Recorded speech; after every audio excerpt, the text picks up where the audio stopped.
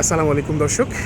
আজ আমরা আপনাদেরকে নিয়ে এসেছি ভারতের কর্ণাটকা রাজ্যের ব্যাঙ্গালোর শহরের যে কেন্দ্রীয় বাস টার্মিনালটি আছে সেখানে।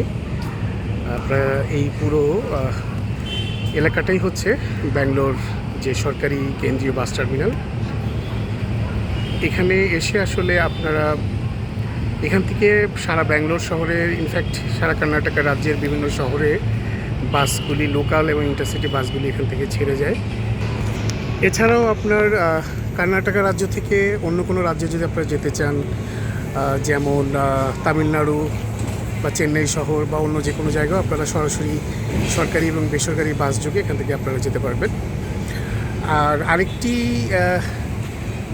ইম্পর্টেন্ট ইস্যু সেটি হচ্ছে ব্যাঙ্গালোরের যে FRRO অফিস, অর্থাৎ আমরা যারা বিদেশিরা এখানে বিভিন্ন কাজে বা চিকিৎসার জন্য আসি, তাদের যে ভিসা সম্পর্কিত যে কাজগুলি সেটা সম্পাদন করার যে অফিসটি, সেটিও এখানে অবস্থিত। আমি সেটিও আপনাদেরকে দেখানোর চেষ্টা করব।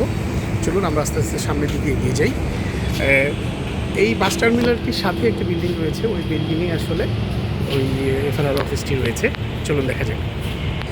দর্শক, আমরা বাস টার্মিনালটির মাঝ দিয়েই হেঁটে যাচ্ছি, কারণ এই বাস টার্মিনালটির যে বিল্ডিংটি আপনারা দেখতে পাচ্ছেন চারপাশে, যে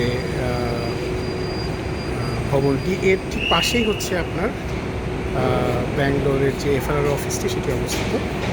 সো আমি আসলে বাস টার্মিনালটির এক পাশে দাঁড়িয়েছিলাম, আরেক পাশে আমাদেরকে হেঁটে যেতে হবে। দর্শক, আমরা বাস টার্মিনালটির অন্য প্রান্তে চলে এসেছি। এখান দিয়ে আর সামান্য একটু এগিয়ে গেলেই আমরা FRRO অফিসটি পেয়ে যাব।